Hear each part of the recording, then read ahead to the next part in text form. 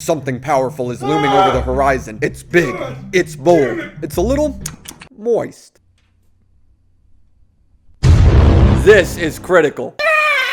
Yeah, baby! That's what I've been waiting for. That's what it's all about. Woo! We're making a unicorn take a shit. It is no secret Critikal is one of my favorite YouTubers. Last time I talked about him, he was sitting around 3 or 4 million subscribers. He has since doubled that, and I was praising him for his ability to thrive on a platform that at the time had a reputation for killing creators of his kind. Mumkey, Filthy Frank, iDubbbz, Leafy, Gokunaru, Max Mofo, all creators having videos taken down or outright getting deleted off of the site. Creators who had a reputation for being historically edgy started censoring swear words. Oh, I have no YouTube channel. Nick's even more fat. He's eating more I'm not fat, it's water weight. Dude, how are you gonna have Leafy on and then censor him? I know these two are in like this massive beef. Is it really so out of hand that it justifies YouTube's involvement? You gotta end it. And that's why YouTube reached out to me, asking me to put an end to this, and why they reached out to you, asking you.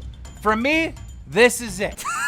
They're literally more tame than they've ever been. It's just them both whining now. Is that not breaking the bullying and harassment thing? And listen, I'm not a little baby. Yeah, you are. You're crying on Twitter instead of coming forth and showing proof. Show the emails, dog. If I have to start censoring myself around here, I'm moving to TikTok. Hopefully one of those dancers will just step on my neck, put me out of my misery. On a site that cracked down on so many people for putting their unfiltered selves out there, Critikal refused to change. This crazy bastard with all the executions going on around him decides to double down. He challenged Markiplier and Jacksepticeye to a pole dance off. Tight both your legs together.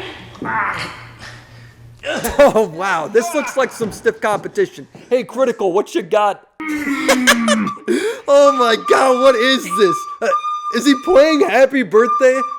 Dude, Critikal is too precious for this world, dude. This guy challenged Bella Delphine to a dildo arms race. It's like the Cold War of silicone. Ah!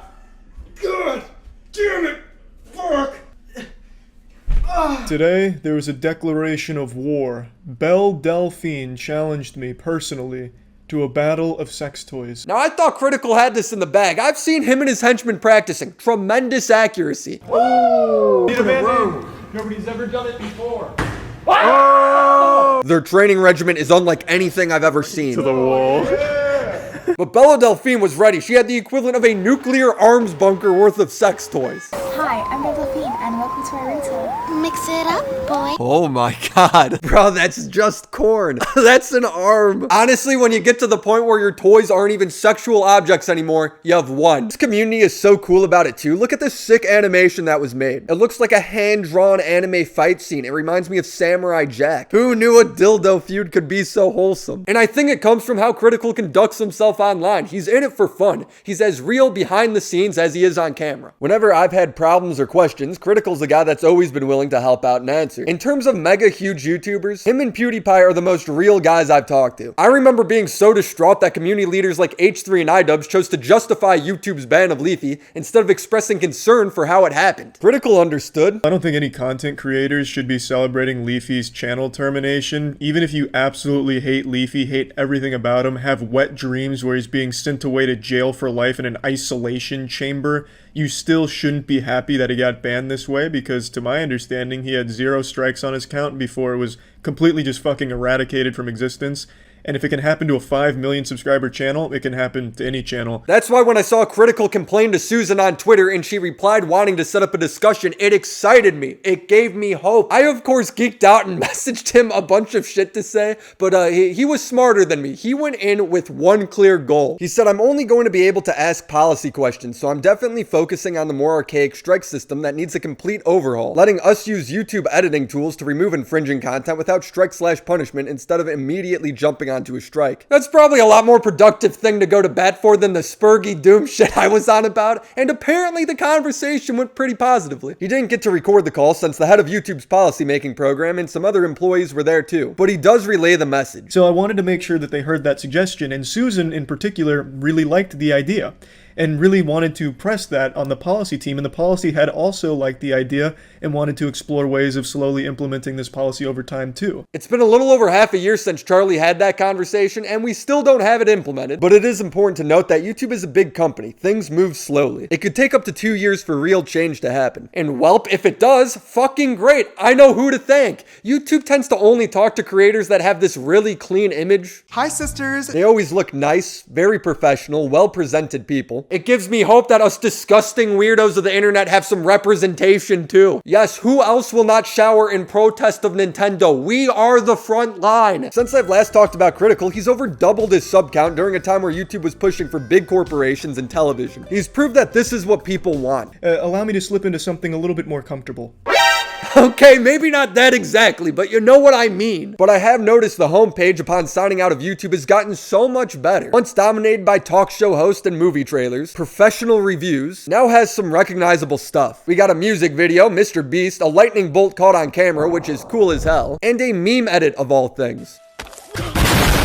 Now, this isn't necessarily the type of content that I like to watch, but it's YouTube to me. It's recognizable. At least they're not trying so hard to be TV anymore. Without trying to be overly obvious here, YouTube is social media. It's about showing you, real people, at their weirdest, wackiest, loudest, and yes, even their lowest. And I don't want to give Critikal all the credit. There's a whole myriad of creators out there that keep pushing the boundaries, showing YouTube that there's an audience for this, that this has value. But I'm also not going to undersell the role he plays on this platform. He makes badass shit. Dude started an esports team named Moist. He made a rock song about cum stealing Skynet. Dude's a weirdo. He's a complete freak sometimes. But I love it. Now, does it mean that the site's all good now? Hell no, dude. The site still sucks in many ways. My Critikal video was pulling the most views on my channel and randomly got age restricted with no option to appeal. It was cited for nudity and sexual content. I could guess it's because I showed a clip of his friend getting hit in the face with a fleshlight, even though Critikal's original video has no age restriction. And when I talked to a YouTube representative, he sent me an email saying Critikal's video could be seen as educational, documentary, scientific, or artistic, and that might be why his isn't age restricted, but mine is. Now, I'm not trying to downplay the scientific leaps Critikal contributed towards by slapping his friend in the face with a fleshlight. I just fail to understand how me adding that to my video suddenly then makes it sexual. In fact, many fan compilations of Critikal are age restricted when the original videos are not. I understand the bigger you are on YouTube, the more leniency you get. I just wish it wasn't so arbitrary. Like, you gotta be the same age to go fight in Vietnam than to watch my video. It's so ridiculous. But maybe if guys like him keep doing their thing, and maybe if people like you keep watching, maybe things will keep getting better. Until then, let's keep making badass shit. Shout out to the Patreon homies, Drop Z, Broke Wings, Anonymity, Hellison, As the Universe Fades, Phoebes, and the mega homies, IGP, Marissa Lynn, and Reynold Hughes. And now Nesquik, last second edition. These guys allow me to make the videos I want to make without always having to worry about monetization. I appreciate you. Till next time. Hello, hi, I'm a 2019 guy. I think science is a lie. I am offended online. I'm fragile and shy. I don't really go outside.